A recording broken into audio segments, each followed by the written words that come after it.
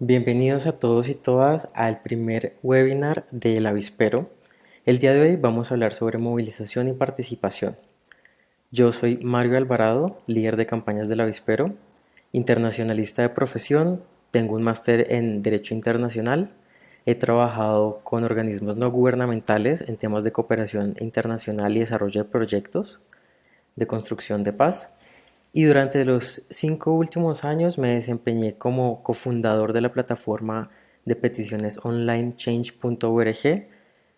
y más recientemente me vinculé con Movilizatorio, un laboratorio de participación ciudadana y movilización, del cual hago parte a través de El Avispero, que es una comunidad de agentes de cambio que está presente en más de 18 ciudades alrededor del mundo y tiene su base principalmente en Colombia. La agenda del día de hoy consiste en 5 puntos.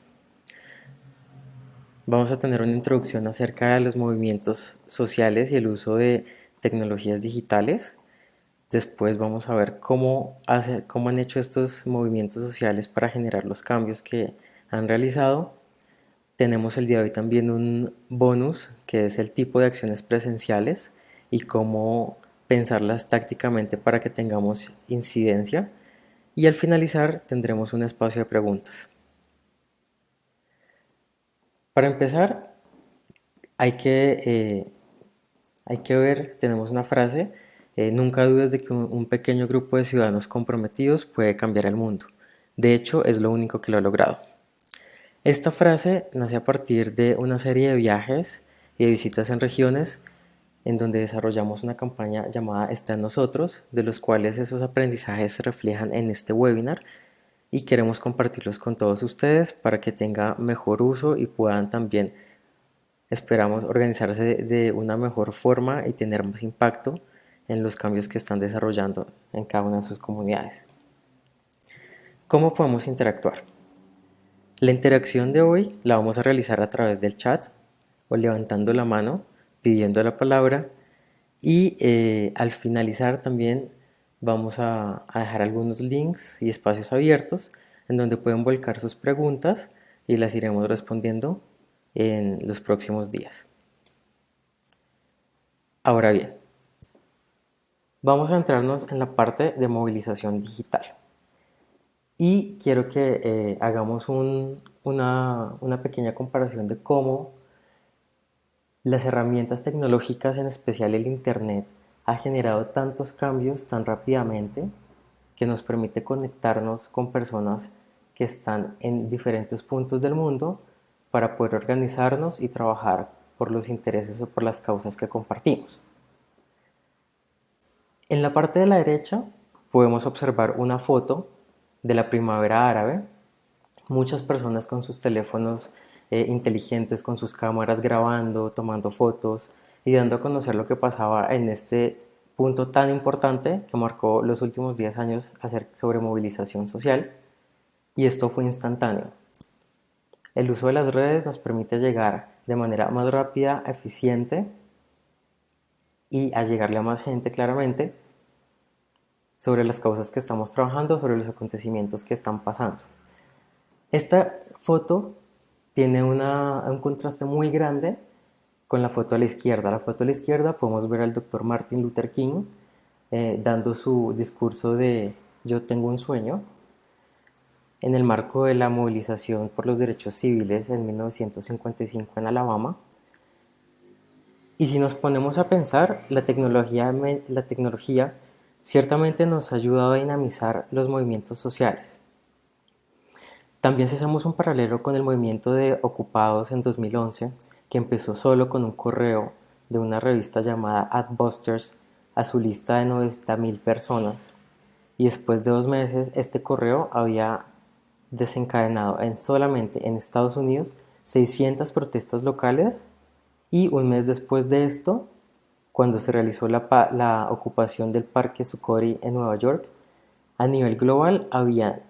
protestas en 82 países y en cerca de 950 ciudades. Si lo comparamos con el movimiento de los derechos civiles del cual estábamos hablando al principio, que protestaban frente a la segregación racial, en donde el sistema de autobuses fue boicoteado y el hito que marcó este boicot fue el arresto de Rosa Parks, una mujer afrodescendiente que se negó a darle su silla a una mujer blanca que se la pidió. Este movimiento, en comparación, tuvo años y años de preparación para poder elegir ese preciso momento y desarrollarlo y marcarlo como si fuera un hito. En el movimiento por los derechos civiles no había Twitter, no había Facebook, no había mensajes de texto. Entonces, si nos ponemos a imaginar, fueron cientos de personas que se tuvieron que conocer, que tuvieron que empezar a interactuar, organizarse, imprimir más de 52.000 folletos a escondidas. Muchas veces entraban a las universidades que tenían imprentas para poder realizar esta actividad de forma incógnita y sin que los descubrieran, y trabajaron durante muchas noches para poder difundir esos 52.000 folletos a través de 86 organizaciones afroamericanas para que esto tuviera una difusión y un impacto social muy grande, y que la culminación de esta movilización fuera ese discurso que dio Martin Luther King sobre "Yo tengo un sueño", uno de los discursos más conocidos a nivel mundial. Y ni hablemos de la logística, porque eran personas que trabajaban todo el día para sobrevivir. Tenían que trabajar con boicot o sin boicot. Entonces, digamos que lo que nos ha permitido la tecnología, de cierta forma, es simplificar muchos procesos que se entretejen y que dan origen a la movilización a la movilización social. Otro de los ejemplos que traigo a colación en este webinar son los eventos ocurridos en Gezi, en Turquía, en 2013. Toda la gente ya sabía cómo usar Twitter en Turquía, y gracias a todos los últimos movimientos que hemos visto a lo largo del último siglo, la gente ya conoce el poder de las tecnologías y lo que es capaz de hacer con esto. En 2012, en Turquía, antes de que las manifestaciones en Gezi se desarrollaran, el gobierno turco ordenó un bombardeo en la frontera con Siria, en donde los bombardeos dejaron a más de 36 jóvenes entre los 15 y 20 años muertos, pero digamos que nadie hablaba de esta noticia. Los medios se quedaron quietos esperando cuál era el mensaje que el gobierno quería decir. Esto pasó en la provincia de Giuliasi, un pueblo cercano a la frontera con Siria, y la censura fue completamente enorme porque el gobierno estaba dándole líneas a todos los medios de comunicación para que no cubrieran esta noticia.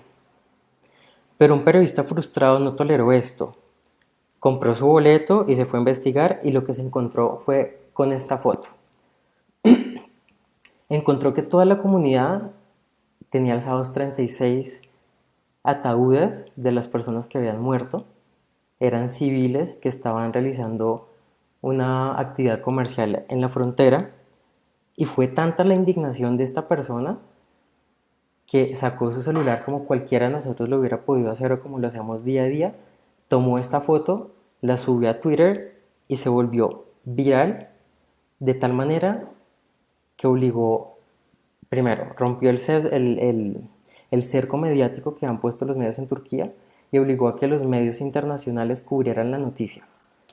De ahí, digamos que esta segunda foto también se volvió viral, porque en el 2013, ese cerco mediático, lo que mostraba CNN Internacional, estaba cubriendo todas las protestas, que es la pantalla del televisor que vemos al lado derecho, acerca de las movilizaciones que estaban ocurriendo, mientras CNN en Turquía estaba pasando un documental de pingüinos. Esta fue otra foto de alguien que se indignó tanto con lo que estaba pasando, la tomó con su celular, la subió a las redes sociales y se volvió viral, y todos los ojos del mundo se volcaron a lo que estaba pasando en Turquía. De ahí todas las personas, cada vez que había una manifestación o una movilización, se volcaban a sus redes sociales para conocer las noticias de primera mano, y porque las redes sociales ciertamente son una fuente en donde no hay cercos mediáticos y nos permiten conocer lo que está pasando realmente. En 2013 también existe otro ejemplo sobre movilización,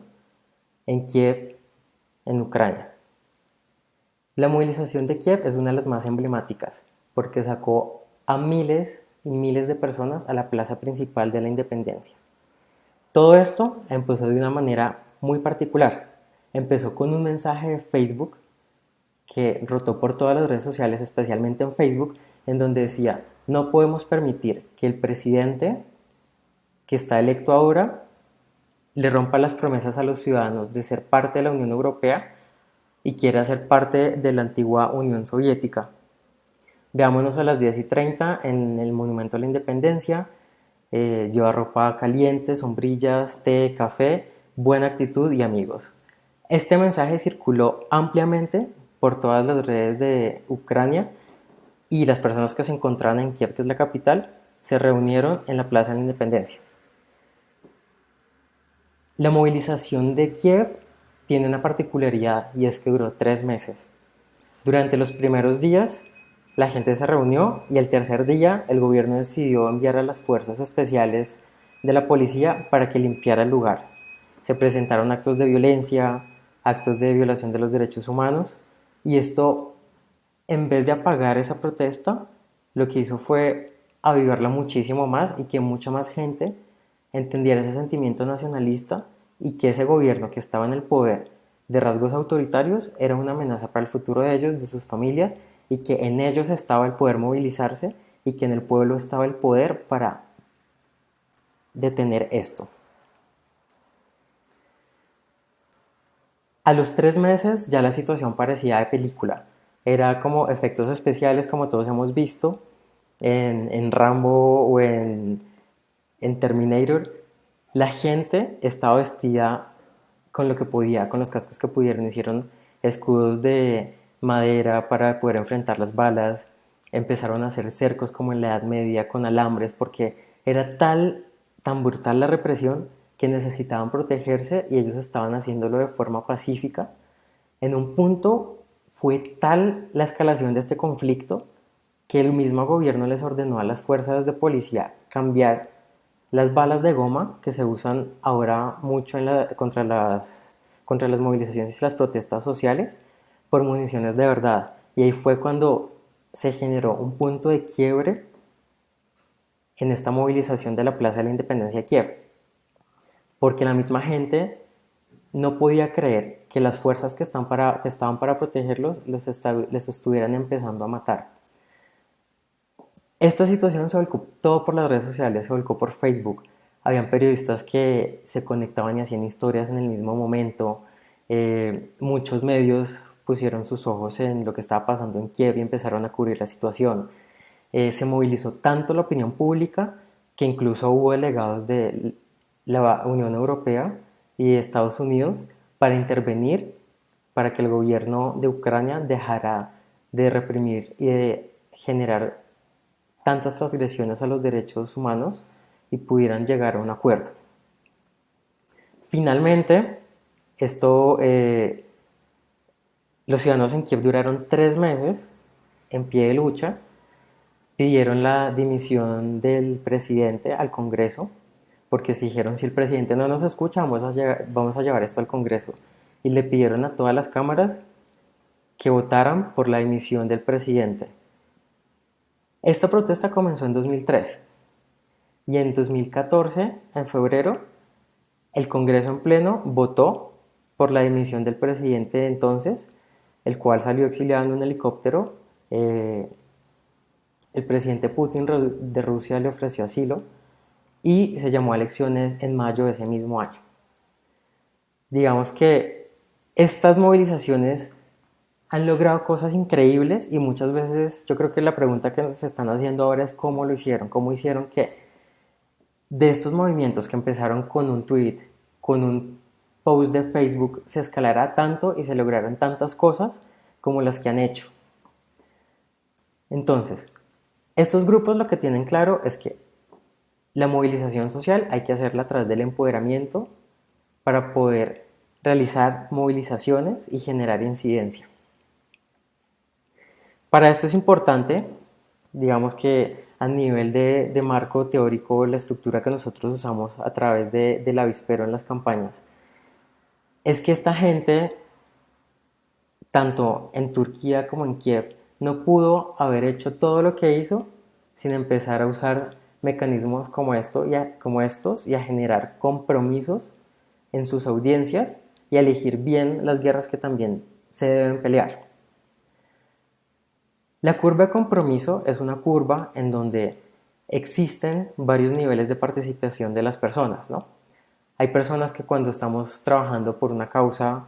o estamos realizando algún tipo de movilización solamente se van a adherir a un me gusta o van a poder leer una historia, van a compartir la historia, como es el caso de Jorge Huelvas, que hace parte de la Fundación Piedritas a la Ventana en Montería y trabaja tanto con los niños de la comunidad, con los papás y con los adultos. Entonces es muy importante ver que esta curva de compromiso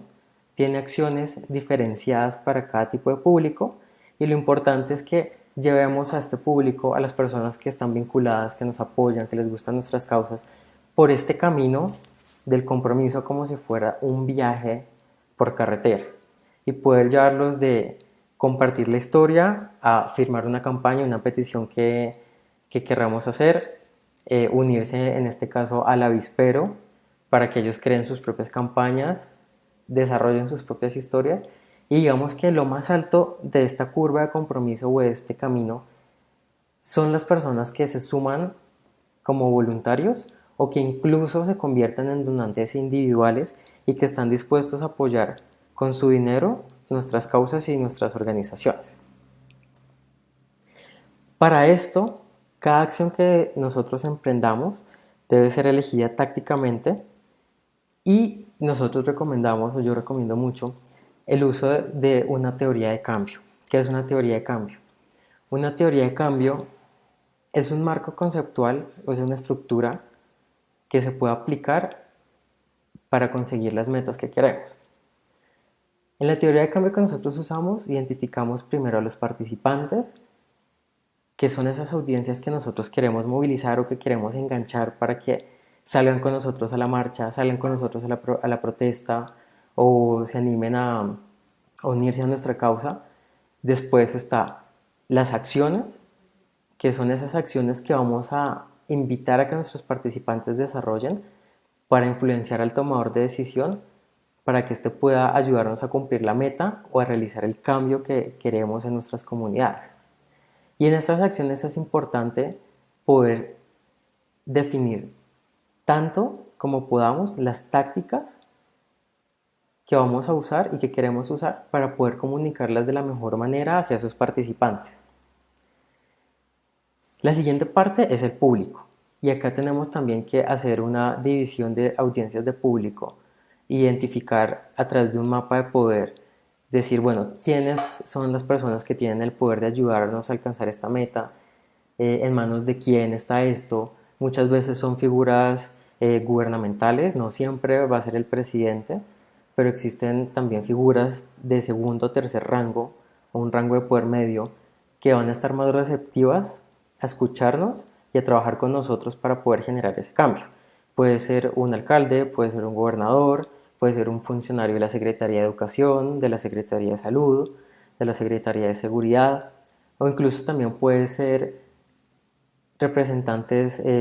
como un edil, un concejal, cosas más locales a las que podamos llegarles y que podamos influenciar a través de las acciones y a través, digamos, de esa masa de participantes que tenemos para poder conseguir la meta, que es eso que queremos lograr concretamente con la campaña, con nuestro movimiento, para poder contribuir a un impacto a largo plazo.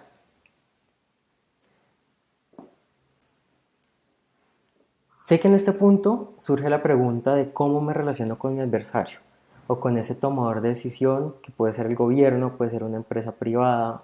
o puede ser otro tipo de actor. En este punto yo les doy 4 recomendaciones en las cuales he aprendido a lo largo de estos años de movilización y participación ciudadana y sé que cuando uno es propositivo y se centra en la solución, es mucho más fácil que la persona que tiene el poder de ayudarnos o de generar ese cambio que tanto buscamos sea más perceptivo para hablar con nosotros y para revisar esa propuesta o esa solución que nosotros queremos crear. Y este comportamiento o esta forma de relacionarse genera espacios de diálogo constructivo. Entonces puede generar una reunión para revisar la propuesta, la solución o el pedido que queremos elevar a las entidades o las organizaciones que tienen el poder de cambio en sus manos. Y asimismo, este relacionamiento más propositivo, más transformador, en donde en vez de partir esa torta gigante por la mitad de que cada parte se lleve un pedazo, se pueda llevar, digamos, todo el ponqué y que construya y que se pueda construir entre las dos partes y sea más constructivo en vez de ser como una relación de agresividad. Esto también nos va a permitir analizar cuáles son los intereses y cómo podemos coincidir con ellos y ver de qué forma también podemos incidir si ellos tienen de pronto un interés más económico, un interés más político, o si estas figuras responden a un tipo de, de, de partido o estructura de consejo más alto, al cual tenga que rendirles cuentas, y esto nos va a permitir también crear muchas tácticas y acciones diferentes para poder llegarles. Ahora, finalmente, el cuarto punto son las acciones presenciales, las cuales, digamos, son muy importantes porque si bien la tecnología nos permite amplificar ese mensaje y hacer llegar el mensaje a muchas personas que no conocen sobre lo que estamos haciendo, las acciones presenciales requieren de un compromiso mucho más alto y también tienen un impacto mucho más alto. Entre las acciones presenciales encontramos lo que es la marcha. Esta foto fue tomada el 5 de octubre en las marchas por la paz, tras los resultados del plebiscito del proceso de paz en Colombia el 2 de octubre de 2016. Los jóvenes se organizaron de manera orgánica y en torno a un pedido de que se respetara lo acordado en los acuerdos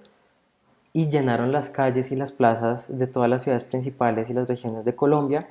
para pedir al gobierno nacional, a la guerrilla de las FARC y a la oposición que respetaran lo que se había acordado y que ese era, digamos, el deseo de todo el pueblo de Colombia o de gran parte de Colombia de poder poner fin a tantos años de conflicto y empezar a construir un país en paz.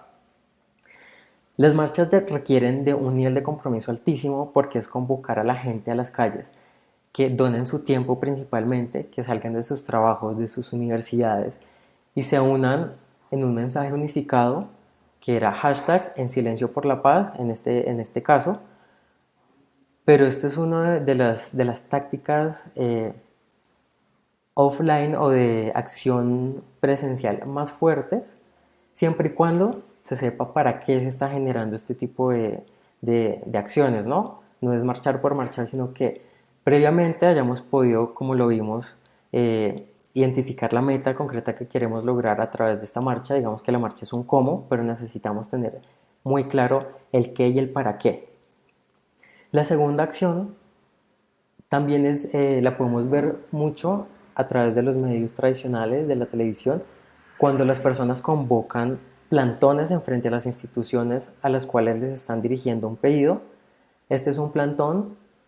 relacionado al tema de la salud y donde tanto los usuarios como los gremios y los trabajadores de la salud están pidiendo mejores condiciones al sistema de salud y al gobierno, que es el que está, digamos, decretando o el que regula este tipo de sistemas de servicios de salud. Lo importante, tanto de la marcha como de los plantones y estas acciones de calle, es poder convocar muy bien a la gente, aclararles dónde va a ser el punto de encuentro, cuál es el mensaje que se propone, de dónde y en qué punto comienza y en qué punto acaba, cuánto tiempo van a estar ahí y poder organizarlos para que esta presencia de gente sea influyente y podamos incidir en el pedido que estamos haciendo. Otra de las tácticas presenciales que yo recomiendo mucho, y esta es un poco más compleja, son las entregas de firma. Esta foto es de una entrega de firmas en España a través de change.org de varias iniciativas que son que están pidiendo que los recortes a la salud no se realicen y que no se realicen los recortes a los programas de cáncer en España para poder tener más acceso y para que los medicamentos, que sobre todo en enfermedades tan terminales y complejas como el cáncer, sean más asequibles a las personas, a los pacientes, digámoslo así. Entonces son 3 personas que iniciaron su recolección de petición a través de una plataforma online y después de tener una cantidad suficientemente importante de firmas, digamos contundente o polémica, acabamos 640.000 firmas, 570.000 firmas y 1.084.000 firmas, digamos que ya suman más de 2 millones de firmas en un pedido por la salud, se realiza o se convoca una entrega de firmas. Entonces, lo importante es poder poner estos números que son tan poderosos a nivel visual, muy claros, convocar también, como habíamos hablado antes, a las personas que hacen parte de nuestros movimientos, de nuestras causas, para que nos apoyen en esa entrega de firmas. Y es súper importante poder concretar una reunión con una persona, con un delegado de esa entidad o institución a la cual le estamos dirigiendo el pedido, porque esto nos va a permitir, uno, crear un puente de comunicación con el apoyo de miles, no son solo 3 personas en este caso que están pidiendo esto, sino son millones. Y también digamos que las entregas de firmas tienen un impacto mediático, por lo que significa de no estar solos, de estar respaldados por miles o millones de personas. Y esto genera también una dinámica de poder ser propositivos y centrarse en la solución y generar espacios de diálogo, porque al final de cuentas, tanto las personas que están al otro lado, como instituciones, organizaciones, también quieren o están dispuestos a abrir ese espacio para ver cómo podemos darle solución al pedido que queremos. La siguiente diapositiva es una acción de calle y una de mis favoritas que realizó Greenpeace en el Centro Internacional en Bogotá. Ellos se tomaron la estación de Transmilenio, que es un transporte masivo en Bogotá, la estación del Museo Nacional, e hicieron una acción en donde hay muchos pacientes en camilla conectados a tanques de oxígeno y esta campaña es muy particular porque el asbesto en Colombia todavía es permitido a diferencia de muchos países alrededor del mundo en donde ya fue prohibido y se ordenó reemplazar todo tipo de materiales con asbesto porque es un producto muy cancerígeno que produce mesotelioma, un cáncer que es de, digamos que se cultiva y los efectos se ven muy tarde, se puede desarrollar dentro de 10 a 20 años y una persona lo puede estar padeciendo sin saberlo. Entonces Greenpeace hizo esta acción de calle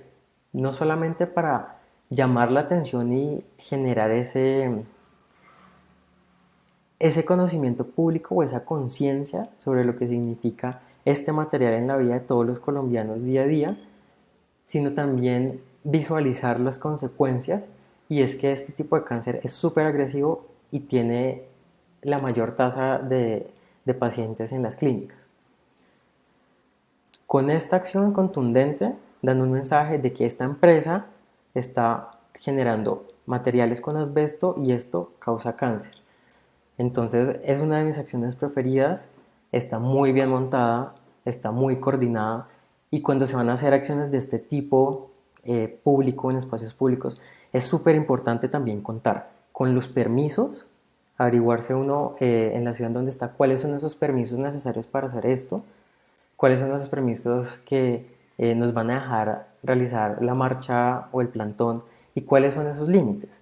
Muchas veces dicen, bueno, sí pueden hacer una marcha, un plantón o este tipo de acciones, pero en la acera de enfrente, en la acera de donde se encuentra la institución o el organismo, no se puede hacer. Entonces hay que tener en cuenta esto para que después no vaya a ser una acción frustrada y podamos tener la incidencia y el impacto que siempre nos proponemos tener. La siguiente imagen es una fotografía de cientos de personas que fueron invitadas a tomar sus tablas de surf o sus kayaks y a empezar a remar en la mitad del río Siena en París en el marco de la cumbre sobre cambio climático, la COP21, en 2015, y fue una de las acciones más conocidas a nivel global porque todos se metieron al río y empezaron a pedalear. Entonces, esta imagen, en el marco de un evento tan importante como es la cumbre de cambio climático, nos deja la enseñanza de que tenemos que ver esos grandes días internacionales que se celebran en el mundo o en nuestros países y ver la forma de cómo podemos aprovecharlos. En Bogotá hace poco se celebró el Día Internacional de la Niña y una organización desarrolló una rodada desde uno de los parques principales ubicados en el centro de Bogotá hasta otro punto, resaltando los derechos y la importancia que tienen las niñas y que se deben respetar tanto sus derechos y la necesidad de tener una educación sexual, digamos, respetuosa, pero que todos tengamos y podamos tomar nuestras propias decisiones. Entonces yo recomiendo como coger ese calendario, buscarse las fechas, marcarlos y tenerlas en cuenta y empezar a rodar con la creatividad para ver cómo podemos aprovechar esos días, ¿no? Y muchas veces también en el Día Internacional de los Derechos Humanos podemos aprovechar los hashtags que están trending o que están, digamos, como mejor posicionados para usar esas fechas en beneficio de nuestras causas. Esta foto es de otra acción de calle que realiza un colectivo estudiantil que se llama Pa Siempre, y en el marco digamos, ellos tienen una campaña en contra del asesinato de líderes sociales. Lo que hacen es tomarse las calles como la Séptima, que son carreras principales peatonales donde pasa mucha gente, y empiezan a crear conciencia sobre la problemática de qué significa asesinar a un líder social, cómo afecta no solamente a su familia, sino afecta la comunidad y la causa por la cual este líder social estaba luchando. Es muy creativa y ha servido mucho